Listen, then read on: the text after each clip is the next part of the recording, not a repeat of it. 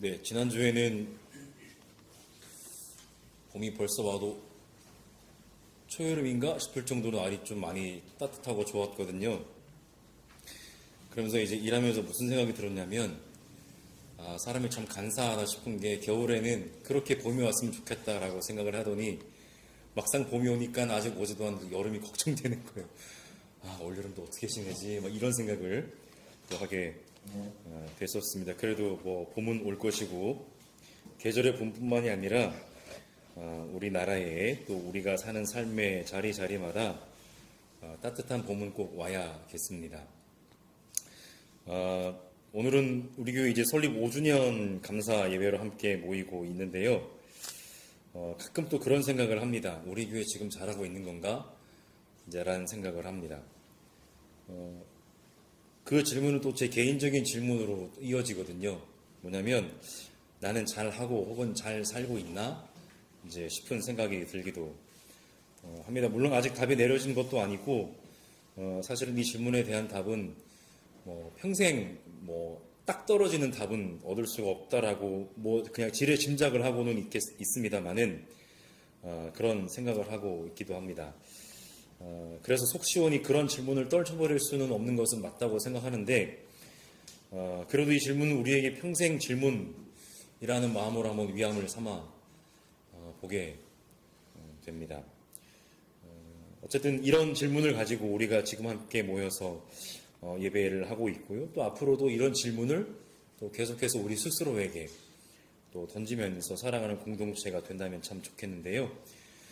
계속해서 사도의 편지 데살로니가 전서를 살펴보고 있습니다. 지난 본문에서 바울이 데살로니가에서의 자신의 사역을 회상하고 또 그들의 믿음에 감사하고 있는 이야기를 함께 살펴보았는데 하지만 그런 감사하는 마음뿐 사도의 삶은 늘 무언가에 좀 쫓기는 그런 삶을 살아야 했다는 것도 함께 살펴보았습니다. 그래서 데살로니가에서도 짧은 만남 이후에 쫓기듯 남쪽으로 내려갈 수밖에 없었던 그런 사도의 여정을 간략하게 살펴보셨고요. 오늘 본문은 그런 바울이 그렇게 데살로니가에서 떠난 이후에 자신의 마음이 어떠했는지를 지금 이야기하고 있습니다. 그러니까 우리가 성경을 읽을 때 특히 바울의 편지나 우리가 이제 바울의 편지들을 살펴보고 있습니다만은 바울이 어떤 한적한 도서관에서 책상에 앉아서 어떤 교리적으로 정제된 그런 교리 서신을 쓴 것이 그의 편지가 아니었다라고 하는 것이죠. 그러니까 이런 말씀이 어떻게 받아들여지실지는 모르겠습니다. 우리가 성경을 대하는 자세와 사실은 바울이 처음에 그 편지를 썼을 때의 그 마음은 아마 사뭇 달랐을 것이라는 겁니다. 그는 자신의 어떤 격정의 마음을 토로하기도 하고 또 교회와 자신의 관계에서 생기는 여러 가지 문제나 그런 것들에 대해서 정말 진솔한 마음으로 하나님의 마음을 품고 편지를 썼던 사람이 바로 사도 바울이었다라고 하는 것입니다. 오늘 본문도 그런 마음을 조금은 엿볼 수 있는데 크게 본문을 두 개의 부분으로 나눠볼 수 있습니다. 데살로니가로 이제 몇 번을 가고자 했던 그런 바울의 이야기가 17절과 18절에 나오고요. 그런데 결국은 가지 못했고 그렇게 가지 못했던 바울이 다시 한번 그 데살로니가 교회의 믿음을 격려하는 내용이 19절과 20절에 나옵니다.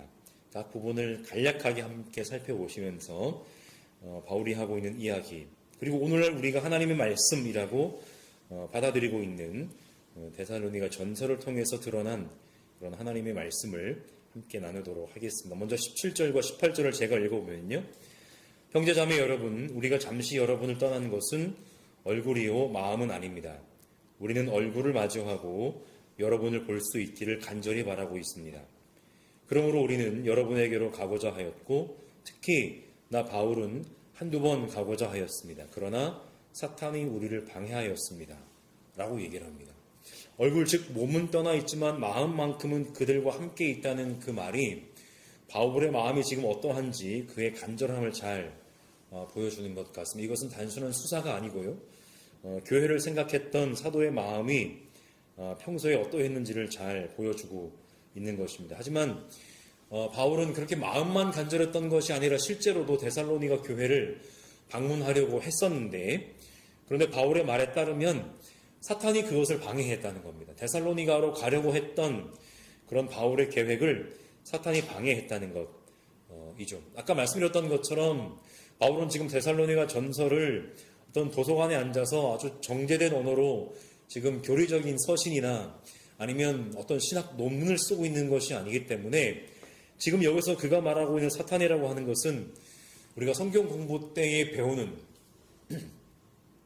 사실은 우리의 상관은 전혀 어떤 상관없이 거리가 먼 존재처럼 느껴지는 어떤 교리상의 주제로서의 사탄을 얘기하고 있는 것이 아니라고 할 수가 있겠습니다. 그럼 여기서 말하는, 바울이 말하는 사탄의 정체는 무엇일까?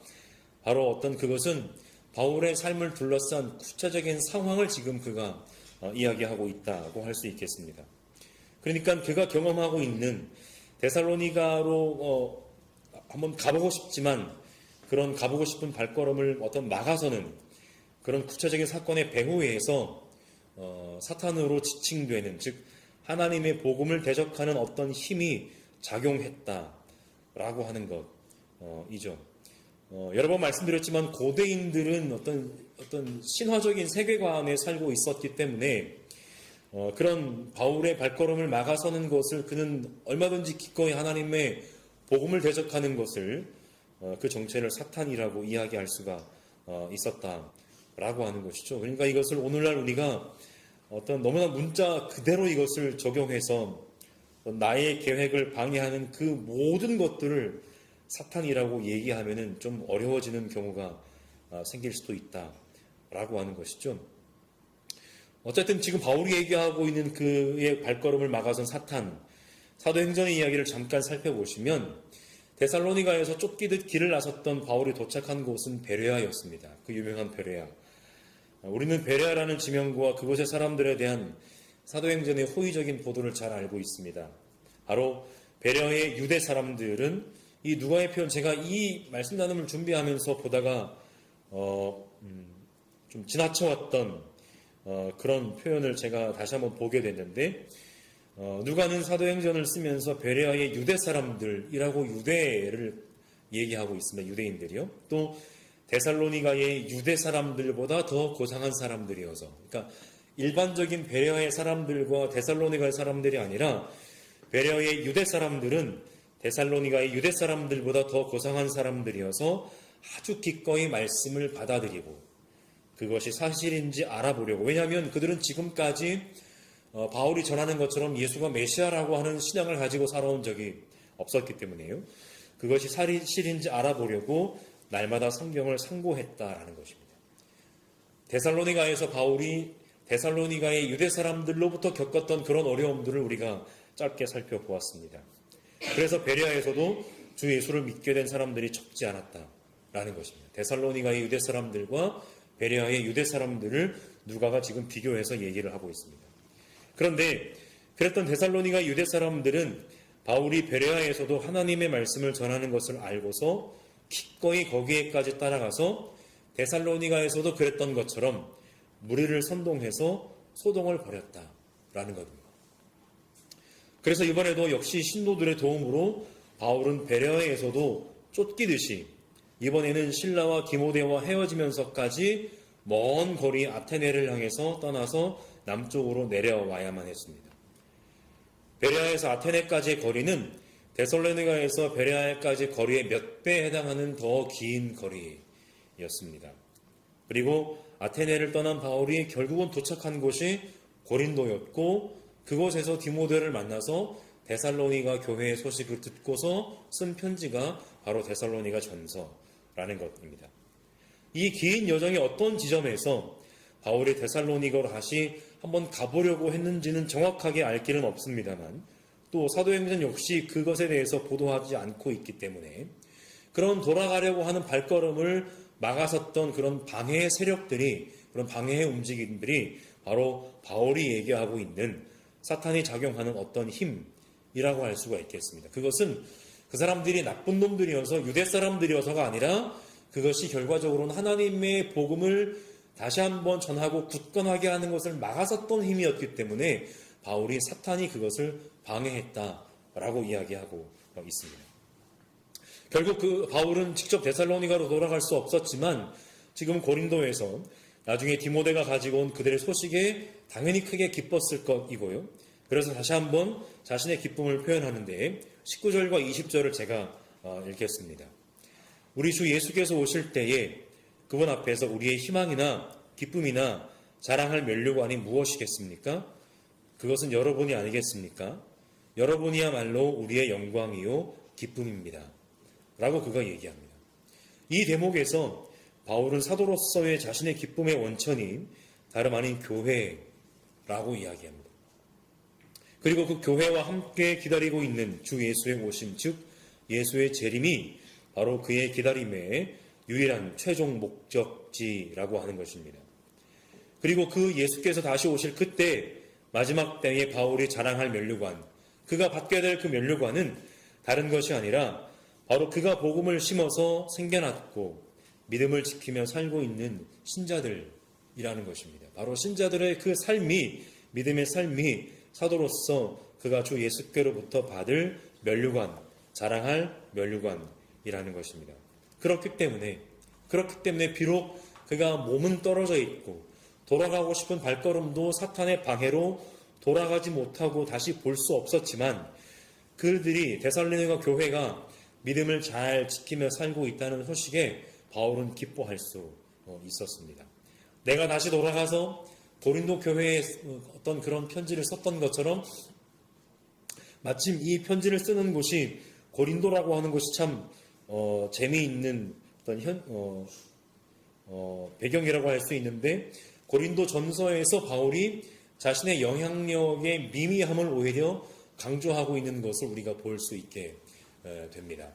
아마 그런 마음으로 데살로니가 교회에도 편지를 쓰지 않았을까 싶습니다. 여러분, 내가 다시 여러분들에게 돌아가서 다시 우리가 얼굴을 보고 어떤 함께 또 마주하고 거기서 내가 나의 영향력을 다시 한번 확인하고 이것이 그의 기쁨이 아니라 비록 우리가 몸은 함께 있을 수는 없지만 여러분들의 스스로의 힘으로 믿음을 잘 지키면서 살아가고 있다는 그 소식이 나에게는 큰 기쁨이고 내가 마지막 날에 주 예수의 재림이 그때에 주께서 나에게 주실 면류관이고 영광입니다. 라고 바울이 얘기를 하고 있는 것입니다. 결론을 맺겠습니다. 바울은 데살로니가에서 떠난 이후에 그들을 보기를 간절히 바랐습니다. 실제로 한두 번 가려고 했었다고도 합니다. 하지만 사탄이 그 일을 방해했다는 것이죠. 다행히 나중에 다시 만난 디모데가 가지고 온 그 데살로니가의 소식은 사도인 바울의 마음을 기쁘게 했습니다. 아마도 바울은 안도하는 마음으로 여러분이 우리의 영광이요 기쁨입니다. 라고 얘기를 했을 겁니다. 복음의 사도로서 바울의 기쁨은 교회에서 얻는 다른 유익이 아니었습니다. 바로 신자들의 믿음의 삶이 그의 기쁨이었고 마지막 날에 주 예수께서 그에게 주실 것이라고 믿는 자랑의 면류관이었습니다. 오늘 바울이 우리 전주 보금자리 교회를 향해서 편지를 쓴다면 어떤 편지를 쓸까 한번 생각을 해보게 됩니다. 그리고 그 생각이 바울이 어떤 편지를 쓸까 하는 그 생각이 앞으로도 우리 교회가 어떻게 존재해야 할지를 고민하는 원동력이 되기를 간절히 또 소망합니다. 계속해서 바울의 편지를 우리가 또 살펴볼 텐데 바울이 교회들을 향해서 쓴 그 편지들이 오늘날 우리 전주 보금자리 교회와 또 이 땅에 있는 교회들을 향한 편지라고 하는 마음으로 우리가 그 편지를 한자 한자 읽어 내려갈 때마다 과연 우리는 주님 앞에 어떠한 교회로 설 것인가를 생각해 볼 수 있는 귀한 시간들이 될 수 있기를 간절히 소망합니다.